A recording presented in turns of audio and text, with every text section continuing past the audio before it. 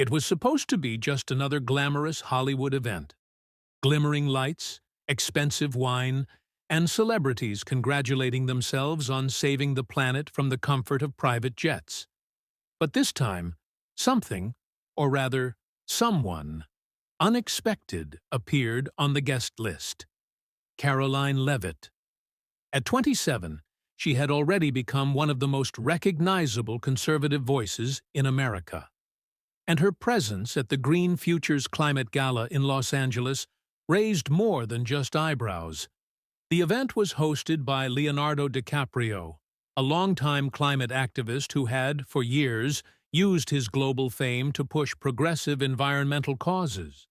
He had once spoken at the UN, he had documentaries, and now he had a guest he never expected to confront in person. Karoline didn't attend by accident. She had been invited by a moderate Democratic donor who believed it was time for both sides to talk. Karoline had accepted, not to argue, but to observe. But when she stepped into the gilded ballroom, every glance, every whisper made it clear. She was not welcome. Wearing a sharp navy blue dress with a subtle silver cross necklace, Karoline walked past tables filled with activists, influencers, and actors sipping champagne in the name of sustainability. She smiled politely, unbothered. Halfway through the evening, DiCaprio took the stage. "Tonight," he began, "we recognize those fighting for a livable future, and also acknowledge those who still, shockingly, deny the science behind it." Laughter. His eyes scanned the crowd. "And yes," he added, smirking, "even if they dress well, ignorance doesn't become more intelligent just because it's young and confident." More laughter. All eyes turned to Karoline. She didn't flinch. She simply sipped her water and smiled. Backstage, a CNN producer whispered, "You think she'll respond?" Leonardo shrugged, stepping down from the podium. "If she does, she'll regret it." But Karoline was already opening her phone. Not to tweet, not to argue, to prepare. Because when she responded, it wouldn't be noise. It would be receipts. The next morning, headlines were already spinning. Leonardo shuts down climate deniers at star-studded gala. Karoline Leavitt caught in the crosshairs at Green Futures event.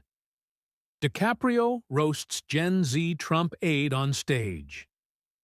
None of them included her name in full. None of them quoted her directly. And yet, her photo, stone-faced, cross-necklace gleaming, was plastered everywhere. Karoline sat in her Washington office, reviewing the clips. She wasn't angry.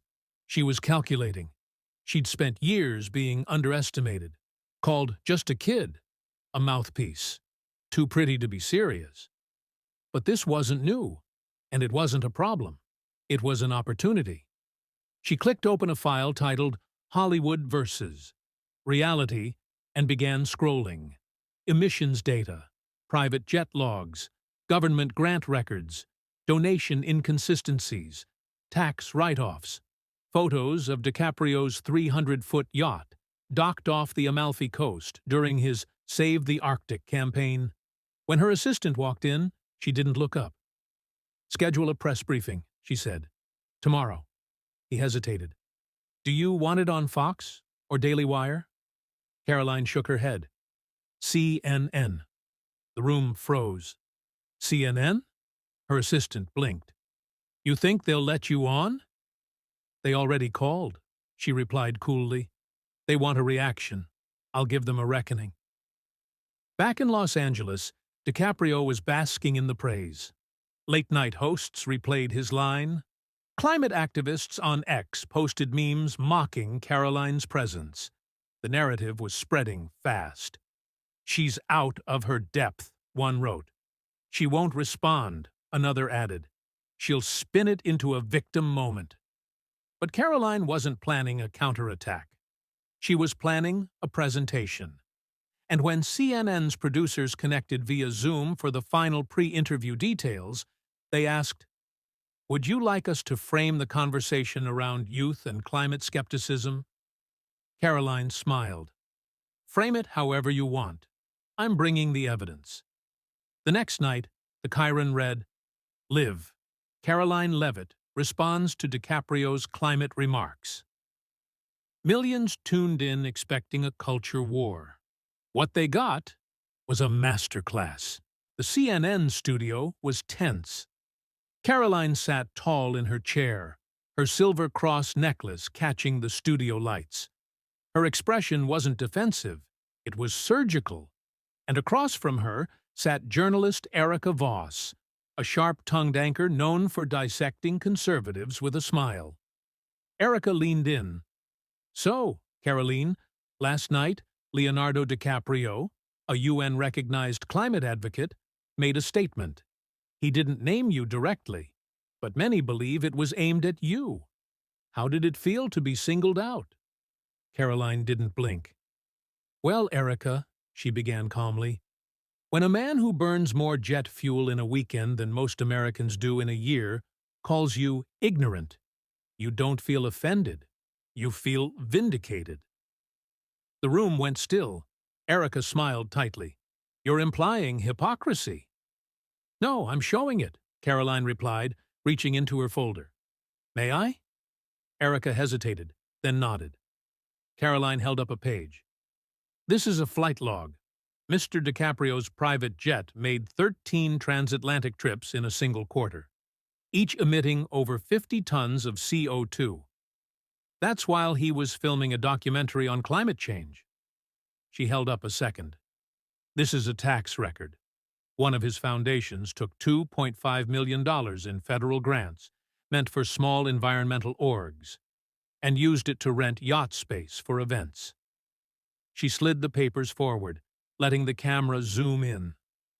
These aren't opinions. They're facts. And I didn't dig deep. This is public record. Erica leaned back, caught off guard. Karoline, are you denying climate change?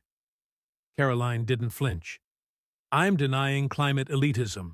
I'm denying the moral pedestal of Hollywood billionaires who lecture truck drivers in Ohio while sipping champagne off the coast of Monaco. That's not activism. That's theater. The studio fell silent. Twitter exploded. Karoline just brought receipts. This isn't a debate. It's an audit. Hollywood better brace. DiCaprio's team issued a vague statement hours later. We stand by Leo's decades of climate advocacy. Karoline's response? A single post with a screenshot of the yacht rental form and a caption, Let the facts sail. By midnight, the hashtag #sign DiCaprio versus data was trending. But Karoline wasn't done. She was just getting warmed up. While Twitter lit up with firestorms of praise and protest, Hollywood circled the wagons. Talk show hosts defended Leo. Activist influencers on Instagram posted filtered selfies holding reusable cups and captions like, We stand with science. But behind the scenes, panic began to brew. Karoline hadn't just made a point. She'd cracked something open. And in a town built on image, facts weren't supposed to leave scars. Within 24 hours, several environmental nonprofits quietly removed Leo's foundation from their endorsements page. A well-known climate blogger tweeted and deleted, She's not wrong. We've ignored the optics too long. But Karoline didn't waste time on praise. She focused on her next step. Her team arranged a trip to East Palestine, Ohio, where the recent train derailment and chemical spill had devastated working-class families, people who hadn't seen a single Hollywood figure step foot in their town. Standing in a community center still reeking of chlorine, Karoline spoke into local microphones, not cable news cameras. You don't need a yacht to care about the environment. You need courage to speak for the people who are ignored when the cameras turn off.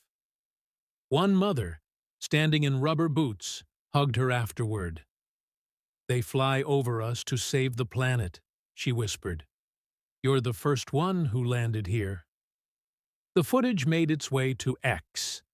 A side-by-side clip compared Leo's gala speech, suit, glass of wine, laughter, with Karoline's muddy boots in Ohio.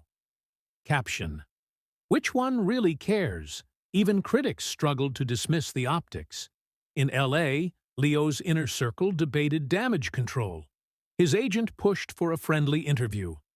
A climate journalist proposed a heartfelt op-ed. But Leo was fuming. "This is manufactured outrage," he snapped. "She's playing politics." Still, he couldn't ignore it.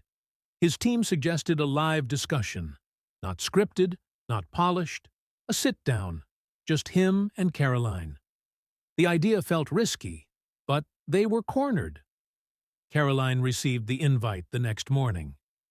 "Leonardo DiCaprio invites you to a televised discussion on climate justice. No moderators, just you and him." She didn't hesitate. "Tell him I accept," she said. "But I'm not coming with feelings. I'm coming with files." The studio was set in downtown Manhattan, sleek, neutral, designed for prestige. No applause signs, no moderators, just 2 chairs, 2 microphones, and a table in between them. On one side, Leonardo DiCaprio, global icon, Oscar winner, climate crusader, dressed in black, clean-shaven, calm, but his jaw tight with restraint. On the other, Karoline Leavitt, young, steely, navy blazer sharp, the silver cross still gleaming on her collar, a leather folder on her lap.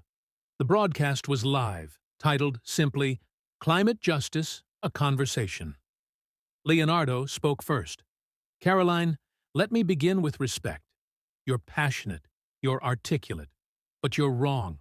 The science is settled. Climate change is real, urgent, and denial is dangerous." Karoline didn't blink. "I'm not denying climate change, Leo. I'm denying your moral monopoly over it." He raised an eyebrow. "You claim urgency," she continued, "but your lifestyle tells another story. The problem isn't climate awareness, it's climate elitism. And if we're being honest, your version of justice looks like lectures from jets." A few heartbeats passed. "You want receipts?" she asked, unzipping the folder. "This is a report from 2022. Your foundation spent $1.3 million on private transport while lobbying for fossil fuel restrictions. This is a permit, granted to one of your events, that cleared protected forest area for VIP parking. This is a leaked menu, Wagyu beef flown from Japan to your gala. Do you know how much carbon that costs per pound?" Leo leaned back. "So, we're talking about optics." Karoline's voice stayed calm. "Number, we're talking about trust. If you're going to tell factory workers in Ohio to give up trucks, then you should start by giving up yachts." The audience watching at home went quiet. Twitter lit up. She came with documents. He came with vibes. Karoline is doing what journalists should have done years ago. This isn't debate. It's dissection. Leo tried to pivot. "I've used my platform to educate, to inspire." Karoline didn't let go. "You've used it to lecture and to insulate yourself from criticism. But facts don't care about fame. They speak louder than your name ever could." He looked stunned. She wasn't just arguing. She was winning. And they both knew it. For the first time in a long time, Leonardo DiCaprio didn't have a comeback. He wasn't used to being challenged, especially not like this. Not with paperwork, timestamps, scanned receipts, and carbon emission tables. Karoline sat still, her tone never rising, her hands never shaking. Her folder now sat open on the table like a scalpel tray. "You say I'm misinformed," she continued, "but let me show you what your supporters are not informed about." She slid another document forward. "This is a federal investigation brief, naming a subcontractor tied to your foundation that violated environmental labor laws in Nicaragua." Leonardo's eyebrows tensed. And this, she tapped the next sheet, is a breakdown of your climate documentary's production. 6 countries, 15 flights, all in the name of awareness. She looked him straight in the eyes. You turned climate into content. I'm here turning content into accountability. There was no applause. There didn't need to be, because the silence was more powerful than any cheer. Leonardo shifted. I never claimed to be perfect, but at least I'm doing something. Karoline nodded. You are. You're making it clear that doing something isn't always the same as doing what's right. The moderator off-camera looked stunned. The production team in the booth whispered frantically. This wasn't the debate they expected. It wasn't even a debate anymore. It was exposure. The live feed comments flooded in. Karoline just peeled the mask off Hollywood. DiCaprio looks like he's aged 10 years in 10 minutes. This is how you hold power accountable, with facts, not slogans. Then Karoline calmly said, You have every right to speak about climate. You have reach. You have influence. But don't mistake a platform for a pulpit. And don't mistake fame for truth. Leonardo leaned back, hands folded, lips pressed tight. The words didn't wound him. They weighed on him. And he knew it. Karoline gently closed the folder. This isn't about canceling you, Leo. It's about correcting the narrative. The cameras zoomed in as Leonardo stared at her, speechless. Not because she shouted, but because she didn't have to. The debate ended with no handshake, no hugs, no selfies, just silence. The camera lights dimmed. The mics went cold. Leonardo stood up first, stiffly, his team rushing toward him with urgent whispers and phones already buzzing. His face was blank, but his steps were heavy, like he was carrying something unfamiliar. Defeat. Karoline didn't rush. She calmly gathered her folder, adjusted the silver cross at her neck, and nodded once to the crew. A producer approached. That was unexpected. Karoline offered a small smile. Truth usually is. By the time she stepped outside, social media had already exploded. Karoline Leavitt just dismantled Leonardo DiCaprio, live. She walked in with documents, walked out with the spotlight. This wasn't a debate. This was a reckoning. Clips of her quoting figures, confronting hypocrisy, and calmly shutting down deflection had gone viral. Her line, You turned climate into content. I'm turning content into accountability, was trending as a soundbite on TikTok, spliced into videos from construction workers, nurses, and even a few climate activists who admitted they'd never thought about it that way. At that very moment, in a Beverly Hills mansion, a gathering of Hollywood elites sat silently watching the replay on a flat screen. Champagne glasses untouched. Conversation paused. She embarrassed him, one director murmured. Do you think she's running for something? Another asked. Leonardo's publicist sent out a statement. Mr. DiCaprio remains committed to raising climate awareness and supports honest dialogue, though he regrets the direction of the conversation. But the public wasn't buying it, because for once, it wasn't the actor delivering the performance. It was the press secretary delivering the facts. Karoline didn't post that night. No tweets, no interviews, no celebrations. Just one quiet photo, her folder on a table with a caption, The facts speak louder when you let them breathe. Meanwhile, conservative circles erupted in support. Trump reposted the CNN clip with the caption, This is why I chose Karoline. She's smarter, tougher, and doesn't back down. Hollywood doesn't know what just hit them. Karoline sat in her office later that night, scrolling through the noise, but not absorbing it, because she knew the real impact wasn't in the headlines. It was in the silence that followed. Silence from people who used to laugh. Silence from a man who used to lead the room, and in that silence, Karoline's voice had never been louder. It was supposed to blow over. At least, that's what Leonardo's team thought. A bad night, a rough clip, a few trending hashtags that would fade by morning. But they didn't. 3 days after the CNN broadcast, Karoline Leavitt's name was still everywhere. On political talk shows, campus debates, morning radio, and even late-night comedy. Though this time, she was the one being quoted, not ridiculed. You can't shame someone into silence when they bring the receipts. She came for truth, not applause, and that's why she got both.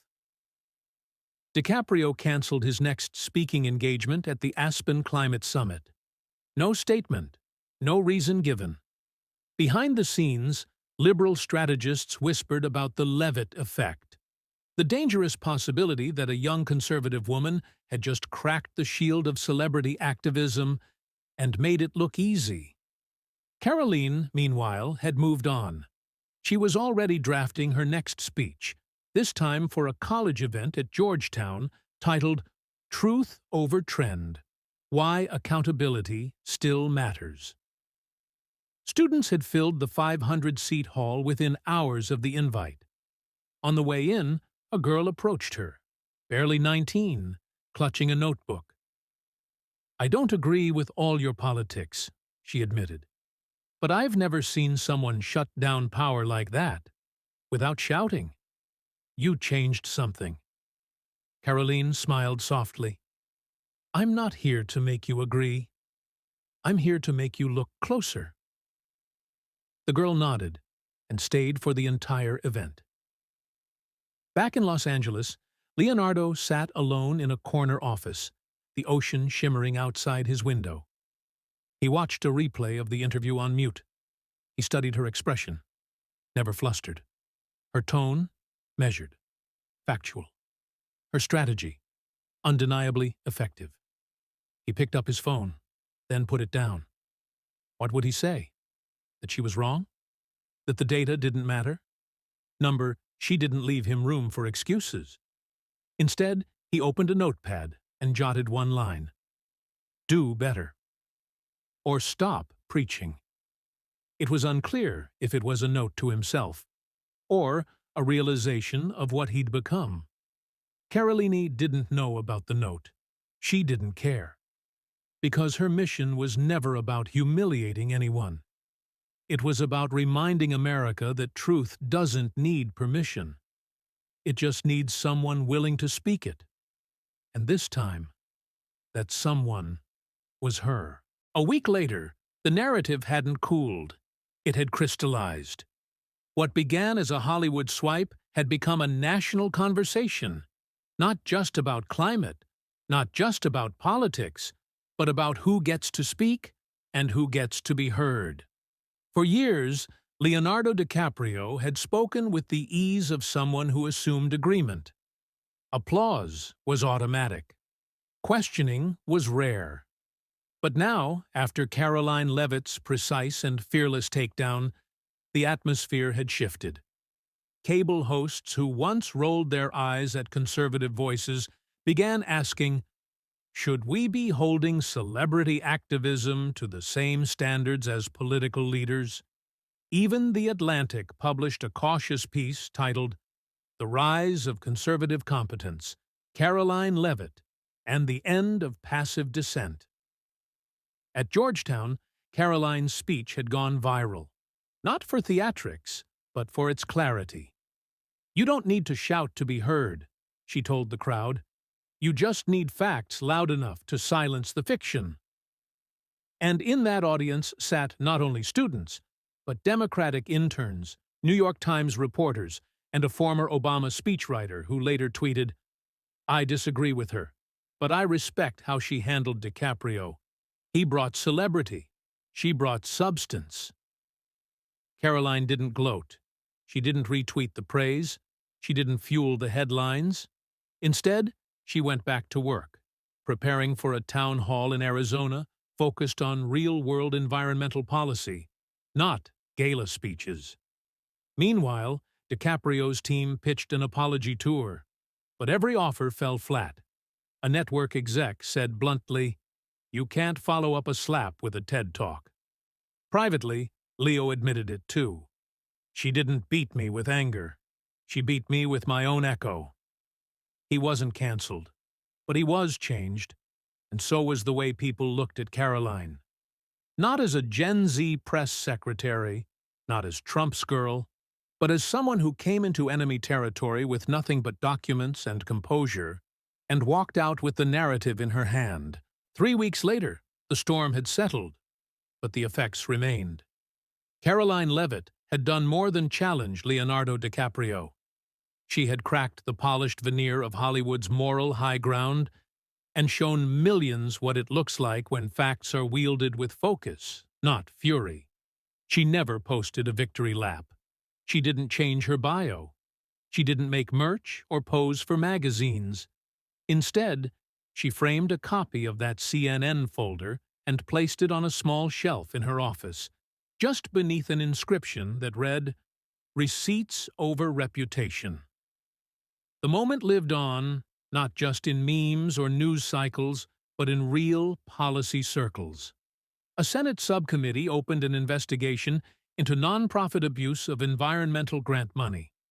2 major foundations revised their transparency policies, and at least 3 universities invited Karoline to speak, not as a political token, but as a case study in precision advocacy. One of the most shared quotes from her Georgetown speech now hung in a political science lecture hall. "When applause is automatic, truth becomes optional. I don't chase applause, I chase accuracy." Even her critics couldn't dismiss her anymore. They disagreed, yes, but they had to engage.